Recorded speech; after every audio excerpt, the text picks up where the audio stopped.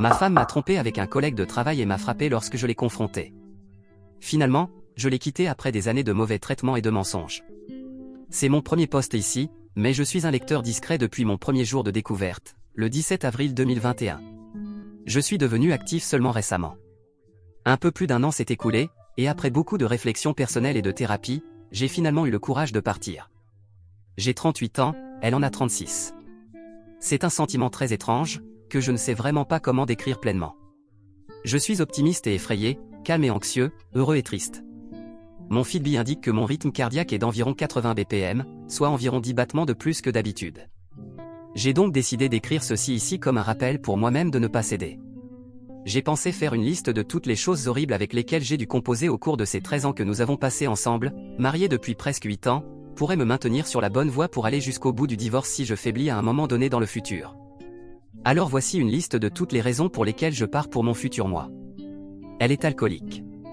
Elle devient odieuse, verbalement abusive et violente quand elle boit. Elle t'a trompé avec un employé qui lui rend compte au travail. Ils ont eu des relations sexuelles au travail pendant les heures de travail, sans parler des hôtels qu'ils ont réservés. Elle a fait des plans secrets pour rencontrer un ex-petit ami en utilisant son téléphone de travail avant que tu ne tombes sur les messages textes. Après l'avoir pardonné de t'avoir trompé, tu as découvert qu'elle avait réservé un hôtel en août 2021 pendant une nuit où tu étais absent. Lorsqu'elle a été confrontée, elle a nié et t'a fait croire que tu étais fou. Une semaine après que tu aies quitté la maison pour rester avec ta famille, elle a finalement admis avoir couché à nouveau avec le même collègue. La seule fois où elle a accepté de mettre un tracker sur son téléphone, tu as découvert qu'elle avait laissé le téléphone chez son ami et que son ami t'avait envoyé des messages en se faisant passer pour elle. Elle a prétendu qu'elle était chez Target et qu'elle avait simplement oublié son téléphone. Elle est rentrée à la maison ivre en milieu de journée en disant qu'elle était au gymnase. Après avoir finalement accepté de commencer un nouveau travail et de sortir son amant de ta vie en le bloquant sur son téléphone et son email, tu as découvert qu'elle cachait un deuxième téléphone portable et communiquait avec lui via cet appareil. Une nuit, elle a prétendu vouloir une nuit pour elle seule, mais elle a secrètement rencontré son amant pour dîner, affirmant qu'elle voulait juste une clôture. Cette même nuit, elle est restée à l'hôtel. Sa meilleure amie, qui l'avait précédemment poussée à s'endetter de 5 000 $ et qui avait trompé son propre mari avec de nombreux partenaires, a aidé ta femme dans toutes ses affaires et continuera de le faire. Heureusement, tu n'as pas d'enfant, car elle a avorté de ton enfant il y a 5 ans. Tu peux vendre la maison, récupérer ton argent et passer à autre chose sans aucune attache. Ne la crois pas quand elle dit qu'elle va changer. Elle l'a dit de nombreuses fois et elle ne le fera jamais. Elle est devenue plus astucieuse pour essayer de cacher son comportement horrible. Sors de là, construis ta propre vie comme tu le souhaites. Écrire tout cela me fait me demander pourquoi je suis resté aussi longtemps. Édition, merci beaucoup à tous pour votre soutien. Aujourd'hui est une journée un peu folle, car elle reçoit les papiers au travail. J'ai la journée libre et je déménage mes affaires en même temps, donc même si j'aimerais répondre à tout le monde, j'ai un emploi du temps serré aujourd'hui. Quelques questions fréquentes que j'ai reçues dans le chat commentaire à message. Non, elle ne sait pas qu'elle reçoit les papiers aujourd'hui, mais il y a 2 jours, je lui ai dit que je cherchais à divorcer et que je voulais son respect. Elle a accepté, bien qu'après m'avoir comblé d'amour et avoir promis qu'elle ferait des changements. J'ai fermé toutes ces tentatives. Je ne voulais pas la signaler aux ressources humaines et je recommanderais à d'autres de ne pas le faire. Si je poursuivais le divorce et qu'elle perdait son emploi, je devrais payer une pension alimentaire. Nous gagnons à peu près la même chose annuellement, donc en réalité, elle ne devrait rien recevoir de moi. Je colle un commentaire que j'ai laissé à quelqu'un dans la section des commentaires pour expliquer pourquoi je ne suis pas parti après tant de choses. Ce n'est pas facile de partir après avoir construit autant avec une personne. Beaucoup de ces choses ont vraiment surgi au cours de la dernière année et demie. Elle avait un problème avec l'alcool, mais elle était toujours consciente de ses problèmes et travaillait dur pour tout surmonter. Elle est restée longtemps sans toucher à l'alcool. Elle était douce, gentille et attentionnée pendant des années et il était agréable de passer mon temps avec quelqu'un comme ça. Une fois que l'affaire a commencé, elle a semblé s'incliner vers tous ses comportements négatifs et j'ai continué à lui donner chance après chance, et maintenant elle a épuisé toutes ses chances. La maison est au nom de nous deux. Je fais tout l'entretien de la propriété. J'ai l'intention de rester dans la maison pour faciliter sa vente, car elle ne fait presque rien avec la maison. Si elle choisit de rester, légalement, je ne peux pas l'expulser, donc aller sans contact, bien que cela soit idéal, pourrait être difficile à faire. Je déménage mes affaires chez mon père aujourd'hui, donc je peux partir et rester là-bas si tout échoue. Mise à jour 1, merci beaucoup pour le soutien. Après ma dernière publication détaillant les raisons pour lesquelles j'ai finalement décidé de quitter ma femme et de lui servir les papiers du divorce, ça fait du bien de surmonter cette première épreuve, mais je sais que le chemin à venir est encore long et sera rempli de nombreux défis. En fin de compte, malgré tous les moments difficiles qui se sont produits ce week-end, je me sens habilité à reprendre le contrôle de ma vie. Alors voici ce qui s'est passé depuis vendredi, elle rentre du travail visiblement bouleversée et instable, mais faisant de son mieux pour prétendre que rien ne s'est passé. Elle a nié avoir reçu les papiers et a pris note de mes affaires manquantes et de la cage de transport du chat. Elle a exigé que je remette tout en place, que je range la cage de transport, qu'elle allait sortir avec une amie et que je devais être à la maison quand elle reviendrait. Après qu'elle soit partie, j'ai emballé la voiture et je suis allé chez mon père. Je ne me sentais pas en sécurité avec elle telle qu'elle agissait. La sonnette de la porte a capturé son retour à la maison peu après 10 h du soir, puis, vers 11 h 30 du soir, elle l'a à nouveau capturé dans l'une des façons les plus étranges et dérangeantes que j'ai jamais vu ma femme se comporter. Elle est sortie par la porte d'entrée et s'est arrêtée dans l'allée un moment, puis a commencé à danser et à chanter le refrain de The Boy Is Mine de Brandy et Monica. Après avoir chanté le refrain de la chanson et quelques vers de plus, elle est remontée sur le perron et a essayé d'arracher la sonnette de la porte, mais elle n'a pas réussi et est retournée dans la maison. Elle était évidemment ivre et j'étais très satisfait de ma décision de quitter la maison et de rester chez mon père. J'ai sauvegardé la vidéo et l'ai envoyée à mon avocat. Le samedi matin, son amie est venue la chercher à 5 h du matin, car elles avaient des plans pour une journée de shopping aux outlets. Je suis rentré à la maison et j'ai inspecté la maison. Heureusement, tout semblait en ordre et rien n'avait été endommagé par elle. Elle est rentrée à la maison en début de soirée et prétendait toujours que tout allait bien et qu'elle n'avait jamais reçu les papiers. Je l'ai ignoré et je suis resté seul sur le canapé.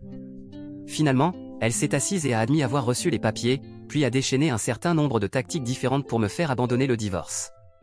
Elle m'a menacé, s'est moquée de moi, a supplié, négocié, plaidé, m'a comblé d'amour et m'a fait culpabiliser pendant 2 à 3 heures, discutant de tout. Je suis resté ferme, j'ai exposé mon cas que j'étais malheureux et que je voulais partir, que j'étais fatigué d'être abusé par elle, menti et torturé émotionnellement. Étonnamment, elle a admis prendre plaisir à me traiter comme elle l'a fait, car chaque fois que je restais avec elle et que je supportais, cela montrait évidemment combien je l'aimais. J'ai rapidement souligné la dysfonction dans cela, qu'elle a rejeté en disant que c'est simplement comme elle était en affirmant qu'elle ne signera jamais aucun papier de divorce. Les choses se sont calmées. Il y a toujours une tension évidente dans la maison, mais nous cohabitons et gardons les choses cordiales. Mon avocat m'a dit qu'elle avait vu cela de nombreuses fois dans ses années en tant qu'avocate spécialisée en divorce et qu'une fois que toutes ces tactiques échoueraient et qu'elle réaliserait que le divorce ne s'arrêterait pas, elle se mettrait en colère et attaquerait. Je me prépare donc à cela. C'est certainement le début d'une très longue bataille, j'en suis sûr, mais je continue à penser à l'objectif à la fin de tout cela, moi, seul, autosuffisant dans mon propre endroit, sans être tourmenté plus longtemps. Je ne peux pas attendre ce jour. Mise à jour 2, beaucoup m'ont demandé des nouvelles, alors j'ai pensé donner des nouvelles sur les événements qui se sont produits et peut-être quelques-unes de mes propres réflexions personnelles sur tout cela. Heureusement, les choses se sont calmées. J'ai suivi les conseils de tout le monde ici, de mon thérapeute et de mon avocat et je suis parti de la maison. J'espérais que nous pourrions coexister et que je pourrais rester dans ma propre maison, mais il y a eu une nuit où les choses ont escaladé et j'ai su qu'il ne serait pas possible de rester sous le même toit qu'elle.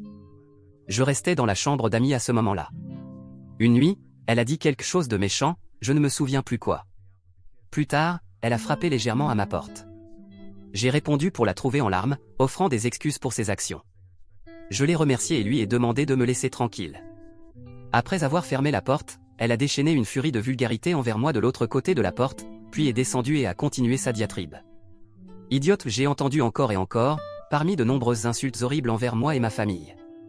Heureusement, il n'y avait aucun signe de violence imminente, mais je suis resté dans la chambre au-dessus d'elle pendant qu'elle continuait à jurer et à crier, espérant qu'elle s'arrêterait. Finalement, elle l'a fait. Cette nuit-là, j'ai dormi avec la porte barricadée et j'ai pris la décision de partir le lendemain. Une fois qu'elle est partie au travail le lendemain, j'ai commencé à emballer le reste de mes affaires. Heureusement, je travaille de chez moi, donc j'avais le temps avant le travail et pendant ma pause déjeuner pour emballer ma voiture. Une fois le travail terminé, je suis monté dans la voiture avec l'un des chats et je suis allé chez mon père, où je suis depuis. C'est paisible ici. La maison n'est pas occupée la plupart du temps et beaucoup de chambres étaient utilisées davantage pour le stockage.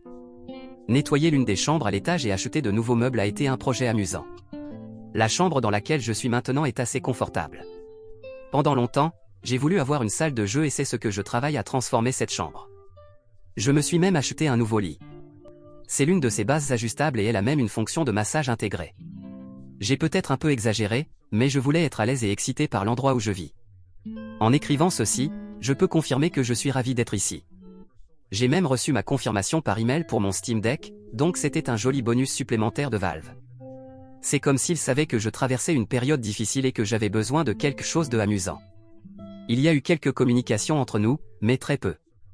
Comme ma femme ne nettoie pas et ne sait vraiment pas comment prendre soin de la maison, je la visite le week-end pour vérifier les choses et récupérer tout autre article que j'aurais pu laisser. Son ton a définitivement changé. Elle me supplie d'annuler le divorce, assumant la responsabilité de tout ce qui ne va pas dans le mariage, offrant d'avoir la politique ouverte que je lui ai demandé et jurant qu'elle a tout rompu avec l'homme avec qui elle avait une aventure. Je ne l'achète pas. Je connais cette version de ma femme, je l'ai vue de nombreuses fois. Une fois que la poussière retombera, elle reviendra à ses vieilles habitudes toxiques. Pour l'instant, c'est agréable d'entendre directement de la source de ma douleur qu'elle assume réellement la responsabilité de tout ce qu'elle a fait, même si ce geste est une façade et de courte durée. Elle est une personne avec de nombreux problèmes personnels dans lesquels j'ai pris un rôle actif en aidant. C'est assez étonnant de s'asseoir maintenant et de réfléchir à toutes les choses avec lesquelles je l'ai aidée au fil des ans, tous les hauts et les bas. Je l'ai vue dimanche dernier quand je suis passé chez nous. L'endroit est un désordre, avec des bouteilles de vin vides éparpillées partout. Après être arrivée à la maison, elle est allée aux toilettes pour vomir bruyamment. Elle est sortie et a dit qu'elle était en gueule de bois de boire la nuit précédente.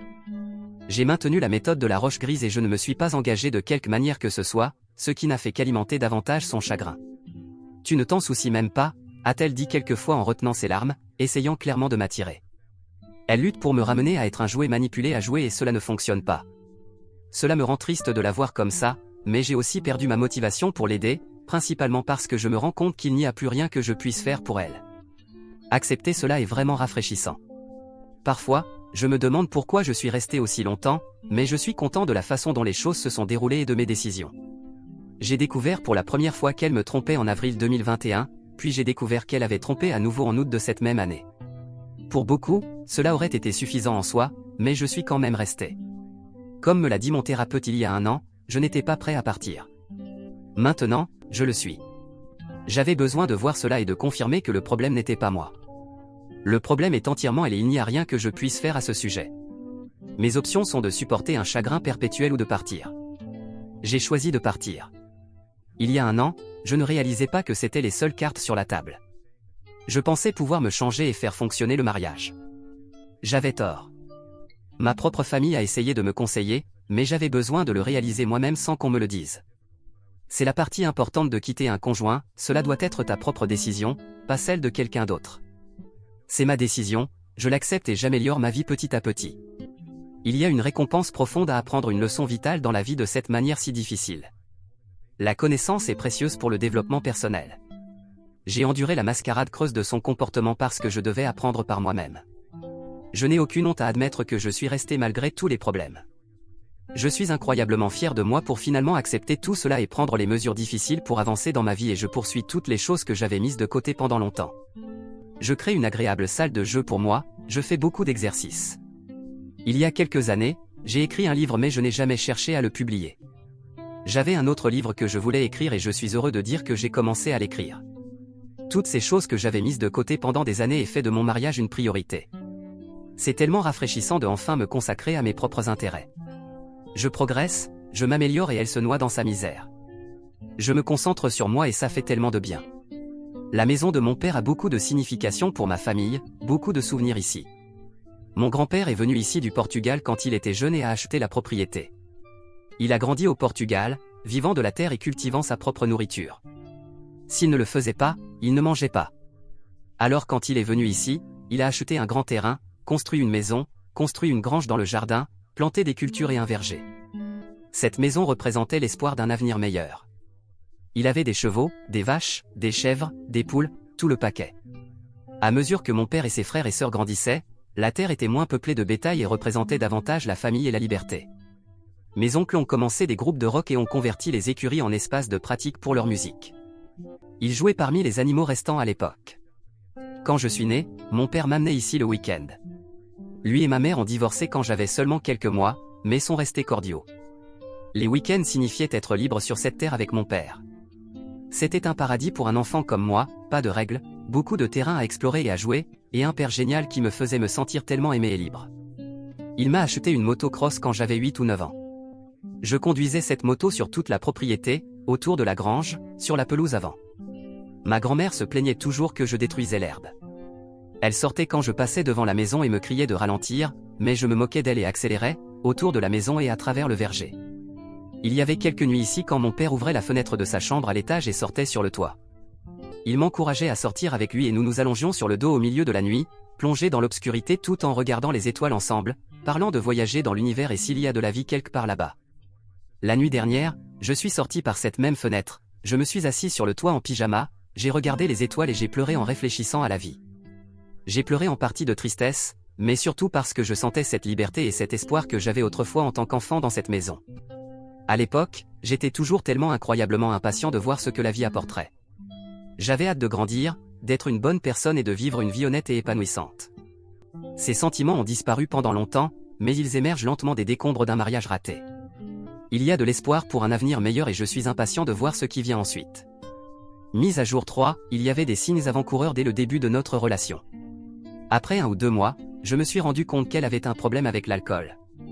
Elle n'était pas ivre tout le temps, mais elle se sentait obligée de boire à des moments très aléatoires et elle était toujours une ivrogne très ennuyeuse.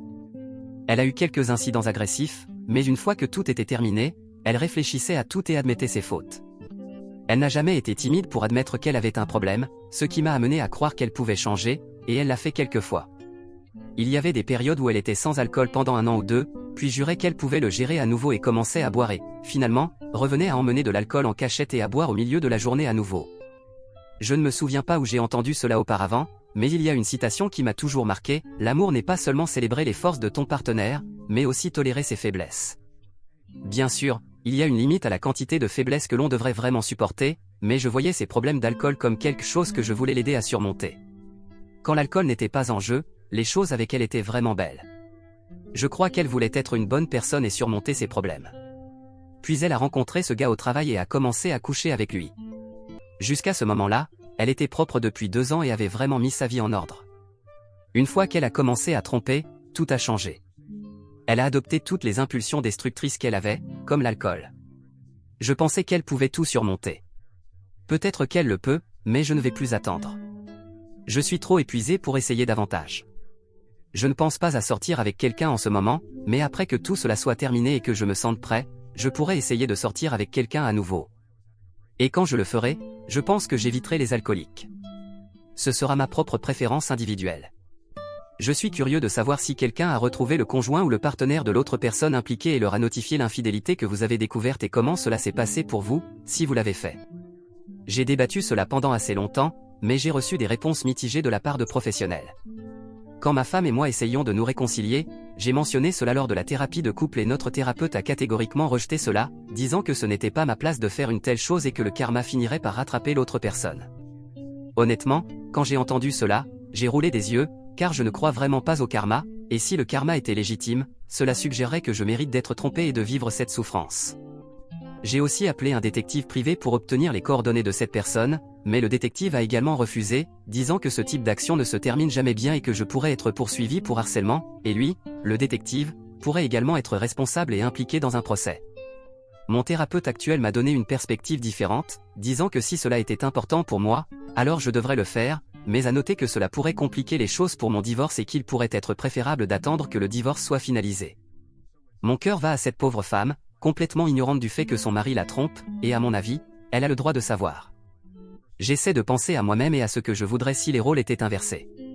Si ma femme me trompait et que je n'en avais aucune idée, je voudrais absolument que quelqu'un me le dise. Est-ce que quelqu'un a une expérience avec cela ou un conseil ? Mise à jour 4, je me regarde maintenant et je me compare souvent à celui que j'étais lors de mon premier jour de découverte en avril 2021. Je me souviens encore du jour très vivement et de ce que j'ai ressenti. J'avais découvert un petit sac que je n'avais jamais vu auparavant et, par curiosité, j'ai pensé, d'où cela vient-il ? Je l'ai ouvert et mon monde s'est effondré. À l'intérieur, il y avait une collection de notes adhésives que l'autre homme avait données à ma femme au travail. Passe une bonne nuit, belle, je penserai à toi toute la journée, salut, tu es belle aujourd'hui, bonjour, belle. Il y avait environ 10 à 15 notes adhésives dans le sac, la plupart avec une variation de l'appel à ma femme belle. Je suis resté dans notre coin repas de la cuisine, tenant la preuve de l'infidélité de ma femme dans mes mains, avec un battement dans la poitrine d'un cœur surchargé qui battait sauvagement comme une boîte de nuit frénétique qui venait d'être incendiée. Je me souviens du moment si vivement, tout, depuis la texture des notes et comment elles se sentaient sur mes doigts. Tout est encore frais et distinct, plus de 2 ans après. Je me souviens que mon esprit courait désespérément, essayant de comprendre ce que je voyais, cherchant une excuse pour tout expliquer. Peut-être que cela vient d'une collègue de travail. Les femmes parlent parfois comme cela entre elles, non? J'ai pensé. Parfois, il est difficile de revivre ce moment déterminant et dévastateur. Parfois, j'y pense et je me mets en colère, mais étrangement, ce jour a déclenché un changement dramatique dans ma vie. Je suis encore en train de rassembler les pièces et de reconstruire, mais je regarde qui je suis aujourd'hui par rapport à qui j'étais il y a plus de 2 ans, et les deux personnes sont complètement différentes. Je n'aimais pas qui j'étais alors, mais j'aime qui je suis maintenant. Je ne peux pas croire à quel point j'ai progressé. Mise à jour 5, de temps en temps, je reçois un message de quelqu'un ici demandant des nouvelles. La dernière fois que j'ai publié une mise à jour significative, c'était il y a presque 1 an, qui peut être trouvée dans mon historique de publication. Mon divorce est presque finalisé. Tant ma femme que moi avons signé tous les documents nécessaires. Les papiers ont été déposés au tribunal et nous attendons simplement qu'un juge approuve tout. La maison a été officiellement vendue la semaine dernière. Nous sommes essentiellement terminés. Il n'y a plus rien à faire que d'attendre qu'un juge approuve le divorce. Le chemin pour en arriver là a été assez tumultueux. Ma future ex-femme s'est comportée comme un enfant en colère que j'ai dû traîner tout au long du processus et l'a forcé à finalement accepter l'accord de stipulation proposé et vendre la maison. Mais même lorsqu'elle a commencé à coopérer avec le processus, je recevais toujours ces messages ivres me suppliant de revenir vers elle, et lorsque je refusais, elle se mettait en colère avant de revenir à l'approche de me combler d'amour pour me reconquérir. Son humeur changeait de manière assez dramatique. En 1 semaine, elle est passée de m'envoyer des messages de texte disant « Va te faire foutre, je suis meilleur que toi. Je ne peux pas attendre d'être divorcée de toi », à écrire une lettre à la main, en prendre une photo et me l'envoyer par message texte, où elle me qualifiait de grand homme et de mari de ses rêves. Mais je n'ai pas vacillé. Je me suis tenu debout face à mon agresseur et lui ai dit que je n'allais plus permettre qu'on me traite ainsi, et ça fait du bien de dire que je l'ai fait. Il y a une pensée récurrente que j'ai eue tout au long de ce processus, je me dis souvent à moi-même, comporte-toi de manière à pouvoir être fier dans le futur. Je voulais regarder en arrière à ce moment et pouvoir dire que j'avais fait la bonne chose, malgré le fait que ce soit très difficile à faire parfois et malgré toutes les raisons d'être en colère ou frustré. Je pense à qui je veux être en tant que personne sur cette terre et j'agis et prends des décisions qui s'alignent avec cette vision. Je veux être quelqu'un qui maintient l'intégrité et le respect pour les autres, indépendamment de leur comportement, aussi destructeur soit-il parfois. Cela ne signifie pas ignorer complètement ce comportement, mais l'aborder de manière productive et établir des limites. Mon thérapeute a cité Hamlet une fois et cela s'est démarqué. C'est une ligne que j'avais entendue auparavant, mais que je n'avais jamais pleinement analysée. Sois fidèle à toi-même. Notre réponse à la difficulté établit une base pour ce que nous devenons éventuellement en tant que personne plus tard dans la vie. Ma future ex-femme a fait une chose horrible, mais je ne la vois pas comme une personne horrible. En tant que quelqu'un avec qui j'ai partagé de nombreux moments heureux pendant de nombreuses années, je ne peux pas écrire cela avec de la haine dans mon cœur ni lui souhaiter du mal. Je l'aime toujours, je l'aimerai toujours et je lui souhaite tout le bonheur du monde. Elle a de nombreuses luttes et j'espère qu'elle trouvera un moyen de les surmonter. Nous avons laissé les choses de manière très pacifique entre nous. Après la vente de la maison, nous avons déjeuné ensemble et parlé franchement. Nous avons pleuré ensemble, nous nous sommes dit que nous nous aimions et nous nous sommes souhaité le meilleur. Pour moi, c'était une manière si belle de nous dire au revoir. Je me souviens du moment dans le parking quand nous nous sommes embrassés, pleurant en nous tenant. Je l'ai remerciée d'avoir été ma femme et de m'avoir donné tant de moments heureux. Avant l'aventure, elle s'est excusée pour ses actions et pour avoir échoué dans le mariage. Nous avons commencé à nous éloigner, nous tenant l'un à l'autre aussi longtemps que possible jusqu'à ce que la distance soit trop grande et que nous devions nous lâcher. Je sais que la plupart de ceux qui ont vécu une trahison n'auraient pas fait cela, mais pour moi, c'était l'un des moments les plus beaux de ma vie. C'était une manière parfaite de nous dire au revoir avec respect mutuel, amour et, en général, en bons termes. En ce qui me concerne, j'ai été assez occupé depuis que j'ai décidé de partir. J'ai perdu environ 50 livres, bien que j'en ai repris 10 car mon médecin m'a dit que j'étais un peu trop maigre. J'avais auparavant un peu de surpoids il y a de nombreuses années, donc en général, j'ai perdu environ 90 livres. Malheureusement, j'ai maintenant un peu de peau en excès sur mon ventre que je cherche à faire enlever chirurgicalement, mais je fais encore régulièrement de l'exercice. J'ai récemment couru ma première course et j'ai un 10K en septembre. Je me suis inscrit à une ligue de kickball et j'ai fait beaucoup de nouveaux amis grâce à l'organisation qui la dirige. Nous sommes devenus proches et participons ensemble à des soirées de trivia ici et là en dehors du kickball. J'ai élargi mon cercle social et même fait un ami proche à travers ce subreddit avec qui je parle tous les jours, et ça fait tellement de bien de me mettre en avant et de profiter de nouvelles expériences. Je n'ai pas encore commencé à sortir avec quelqu'un, et je ne suis pas pressé de le faire. Je ne sais pas quand cela arrivera, mais je sais que cela arrivera à un moment donné. Honnêtement, je suis un peu effrayé de commencer à sortir avec quelqu'un, mais en même temps, je suis un peu impatient de le faire. Pour le moment, je reconstruis ma vie comme je le veux et je ne veux rien interférer avec mes objectifs. En général, je suis très heureux de pouvoir dire que je vais bien et c'est parce que j'ai fait le travail difficile pour essayer d'être la meilleure version de moi-même que j'ai jamais été. Il y a encore des jours où je lutte et je me sens en colère ou comme si je faisais mon deuil, mais ils deviennent moins fréquents. Si j'étais resté, chaque jour aurait été comme ça. Partir était ma seule option pour me sauver de devenir une version de moi-même que je n'ai jamais voulu être. J'espère que ce post résonne avec ceux qui luttent encore pour aller de l'avant. Je suis toujours heureux de parler à quelqu'un et d'offrir ma perspective encourageante pour ceux qui doivent maintenant naviguer dans l'infidélité. Si vous souhaitez vous connecter avec moi, n'hésitez pas à m'envoyer un message. Je vais terminer ce post ici, car il est déjà assez long, mais une dernière chose, merci à tous ceux qui m'ont contacté l'année dernière ou même récemment pour offrir leurs conseils ou simplement pour prendre de mes nouvelles. Cette communauté est absolument merveilleuse et a été une ressource précieuse pour moi pendant ces jours sombres. Santé à une meilleure vie.